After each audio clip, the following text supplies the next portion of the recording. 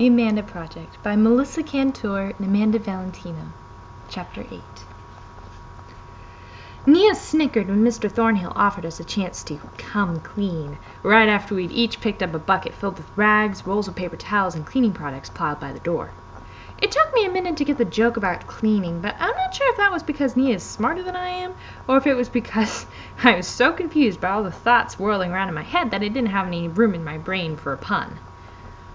When nobody said anything, he just gestured toward the door and we trooped out in a line. Hal first, then Nia, then me. It's not like we're going to be able to get this stuff out of the car with this, I pointed out, rattling the bucket toward their backs. Spray paint doesn't exactly wash off. Neither of them said anything, as if during lunch they'd made a pact to ignore me. Well, two could play that game, so I didn't say anything more. A crowd was gathered by the gate to the faculty parking lot to gape at Mr. Thornhill's car. Some people had out their phones and were taking pictures. At first, the security guard who was holding them back wouldn't let us through. Hal had to explain for about 50 years that we had to get to that car, and even then the guy was reluctant to let us pass. As we walked past him, I spotted Lee's curly dark hair towering above the crowd, and then I saw Tracy, Heidi, and Jake, who were all standing with him. Lee saw me before they did, maybe because he's so tall, and he put his fists up over his head and shouted, "Go Callie!" as Tracy and Heidi clapped and Jake whistled. I hoped Nia and Hal heard them. I hoped they realized who they were ignoring. The VP's ancient Honda Civic was parked far enough away from the crowd that the noise of the onlookers was muffled. Or maybe it was just that the sensory overload of looking at something so vivid made it difficult to register anything else. The clouds had rolled in since we first looked out Thornhill's office window, but even in the watery sunlight of a March afternoon, the car pulsed with color and energy. "Wow," said Hal. I had to agree. From a distance, we'd only been able to see the base shapes, but up close you could make out the detail work. Tiny birds carrying intricate olive branches, long daisy chains intertwining with meticulously drawn rainbows. It wasn't just bright and colorful. It was really, really good art. Suddenly I thought of something. And despite my private vow not to talk to either Hal or Nia, I turned to Hal, who was standing next to me admiring the lunar landscape that covered the driver's side of the windshield. "Did you draw this?" Either Hal was seriously ignoring me or he hadn't heard what I said. He reached out with his index finger and traced the edge of the moon. "Hey, it's—" he started to say, but before he could finish, I grabbed his arm. "Did you do this?" "What?" He turned to face me, but I could tell he was still absorbed in admiring the masterpiece that was Thornhill's car. I noticed that after he touched the moon, his finger had a light coating of bluish-white. "I said, did you draw this?" Hal was the best artist at Endeavor, and there was no doubt that someone with real talent had decorated this car. "I wish," he said, turned back to admire the car. "Maybe I could have done this, but only with her, you know." I wasn't sure what he meant, but I couldn't deny that Hal's tone was friendly enough. I wondered if I'd been paranoid to think he and Nia were ignoring me. "How did you even know her?" I hadn't meant to sound so accusatory, but my question came out like an attack. Hal didn't say anything, but Nia did. "Oh, what, now you're the holder of the social registry for the entire grade?" None of the other I-girls would have tolerated Nia's being so rude, but the three of them were way better than confrontations than I am. For a second, I tried to think of a snappy comeback, but when nothing came to me, I just ended up with, "I didn't realize you guys were friends, that's all." Then I shrugged like there hadn't been any judgment in my assumption. I'd expected Nia to back off, but instead she kept going. "Oh, right," she said. "You and your friends just—" "Look," said Hal.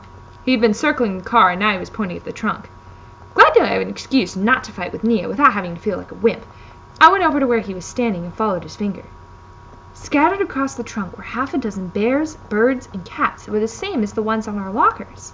There was another animal, too, a lizard of some sort. Then there were stars and moons and a bunch of peace signs. "That's a lizard," I said, half to myself, half out loud. "And that's a cat." "It's a cougar," said Hal, rubbing his wrist unconsciously for a second. I hadn't noticed, but Nia came up behind me until she spat out, "You thought that was a cat? It doesn't look anything like a cat." This time the comeback was out of my mouth before I'd even realized I'd formulated it. "Gee, I didn't realize you were such a friggin' nature girl, Nia." I snapped. "When you were on the Discovery Channel talking about the indigenous wildlife of Orion, I'll be sure to watch." Like I'd even care. Could you two, said Hal quietly, but Nia was on a roll. "And where do you come off questioning our friendships with Amanda anyway? What about yours? I mean, I never saw you hanging out with you and your stupid eye-girls. You probably tried to get her to be friends with you, only she wouldn't let you call her Mandy, so you dropped the whole idea." I could feel my face getting red, and I was so mad I forgot I was still holding the bucket as I reached out my arm to point at her. "Nia, you are so jealous, it's pathetic. Like Amanda would ever in a million years hang out with someone as—" The bucket swung wildly in my hand, and one of the bottles cleaner fell out on the pavement. "Hey!" Hal's voice was a shout this time. I'd never heard him yell before, and it shut me up. "Listen," he continued his normal voice, "I don't pretend to understand Amanda or what motivated her or anything, but one thing I do know is that she didn't do anything randomly. And I have a strong feeling right now. This," he pointed at the car and looked from me to Nia, "is a message." I'm basically the least superstitious person in the world, but as soon as Hal said that, I shivered. Was it possible? Was Amanda trying to tell us something? Hal continued.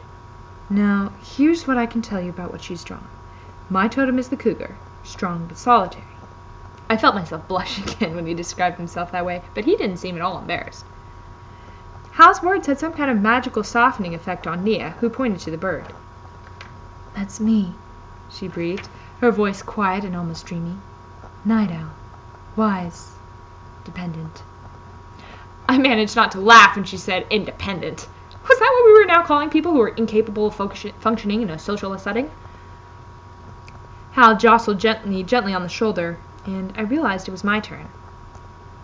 "Bears are strong," I said slowly. I didn't add the other important bear fact Amanda had reminded me of. Bears hibernate. Nia leaned up against the car while Hal and I were talking, and when she stood up, she instinctively brushed some dust off her hip. I remembered Hal's finger. "It's chalk!" I almost shouted.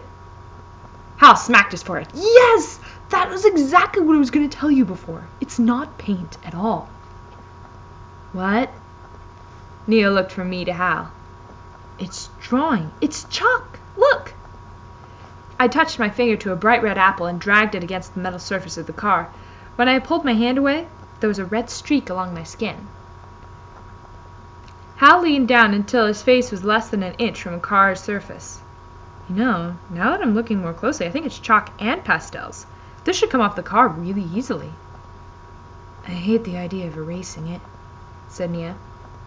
I knew exactly what she meant. Even if this wasn't some kind of message from Amanda, it was from her, and it was so cool. I couldn't wait to ask Amanda about it. Wishing I could talk to Amanda made me think of something. "Hey, have you guys heard from her? I tried texting her and calling, but she didn't answer." Both Hal and Nia shook their heads. "Nothing," said Nia, and the way she said it made me know they'd spent the day calling her, too. "I'm going to take some pictures." Hal took his phone out even as he said it. "You guys help me?"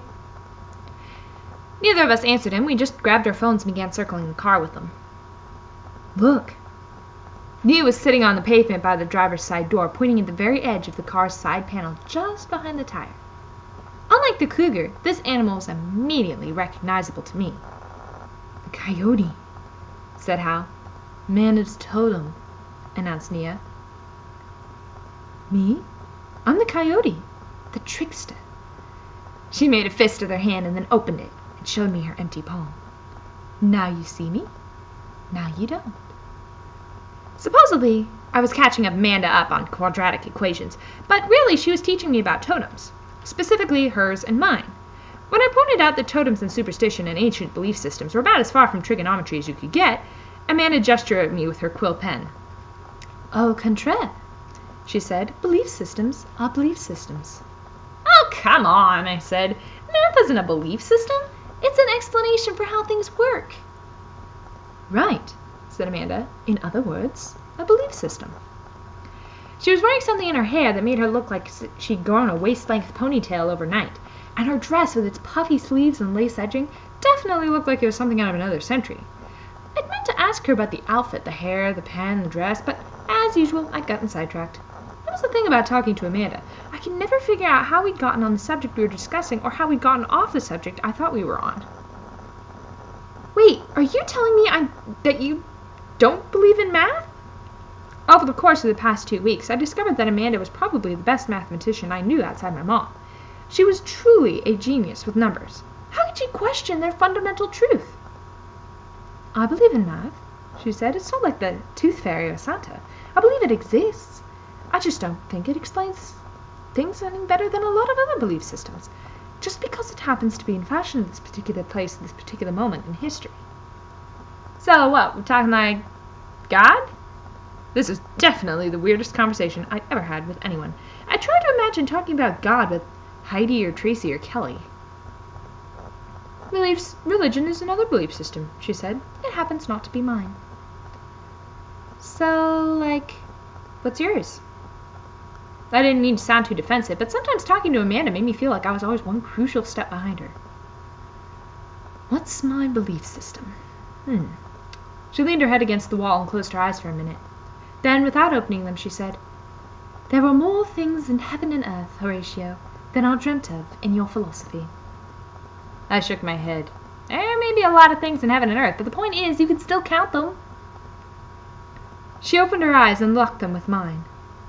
That's what I'm telling you, Callie, she said. You can't.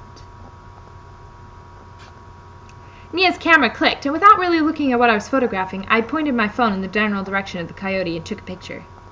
None of us said anything for a minute. Okay, said Hal finally. Amanda needs us to do something for her. A car pulling out of the circular driveway at the front of the school honked its horn, and when I looked up, I saw Heidi's mom's BMW SUV pulling away. Heidi was in the passenger seat, and Tracy was sitting in the back. She shouted out something that sounded like, "Call me," as the car turned into Ridgeway Drive. It was so weird that I could be having these two interactions at once. One the most mundane and transparent, the other unique and mysterious. It was like existing in two parallel universes simultaneously. But I couldn't ignore the gravitational pull of what Hal had just said. Turning back to him, I said, But what does she want from us? And why couldn't she just ask us for it? He's not a mind reader, said Nia. Any softness that had been in her voice earlier was definitely gone. Okay, I'd had just about enough of this. Do you have some kind of problem with me or something? I asked. I mean, how exactly did I manage to offend you in the past 5 minutes? Let's see, said Nia, tilting her head to the side and pressing her index finger to her temple in an imitation of someone thinking hard. Then she straightened her head and sneered at me. No, I'd have to say you have managed not to do anything offensive for the past 5 minutes. Are you two going to keep? Hal interrupted, but this time I didn't care what he had to say. Nia, I have never done anything to you, and now you're acting like... You've never done anything to me? Nia stood up and took a step toward me, lowering her voice until she was practically hissing. You've never done anything to me. Oh, that's a good one, Callie. Do the words Keith Harmon mean anything to you? I took a step back, but it wasn't just to get away from Nia's scary voice. The words Keith Harmon did mean something to me. That wasn't me. Yeah, right, said Nia, turning her back on me. I reached out and grabbed for her arm. Seriously, Nia, that wasn't me. She snatched her arm away from me like there was something revolting about my touch, and I was reminded of Tracy's aborted cootie shot earlier. Well, like my mom says, lie down with dogs, get up with fleas. At first I didn't realize what she was saying, but then I did. My friends are not dogs.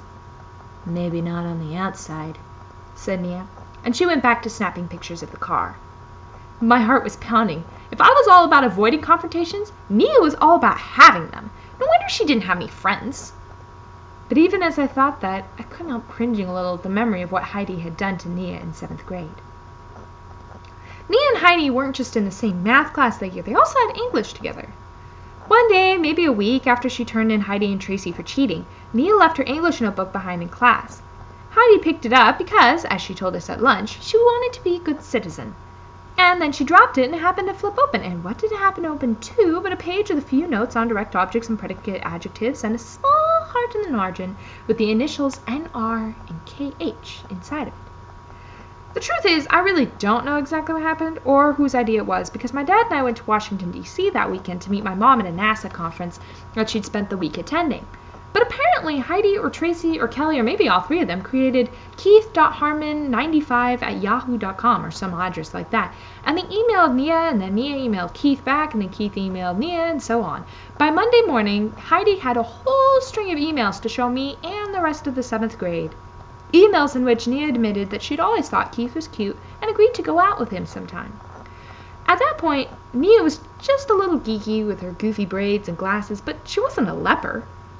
And even then, Cisco Rivera was Cisco Rivera, and so maybe if she never pissed Heidi off, she could have survived middle school as a neutral. But no.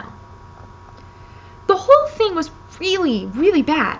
For a long time, Nia couldn't walk by anyone without hearing something like, "Going to meet your boyfriend, Nia? Ooh, Nia, I think I just saw Keith. Were you looking for him?"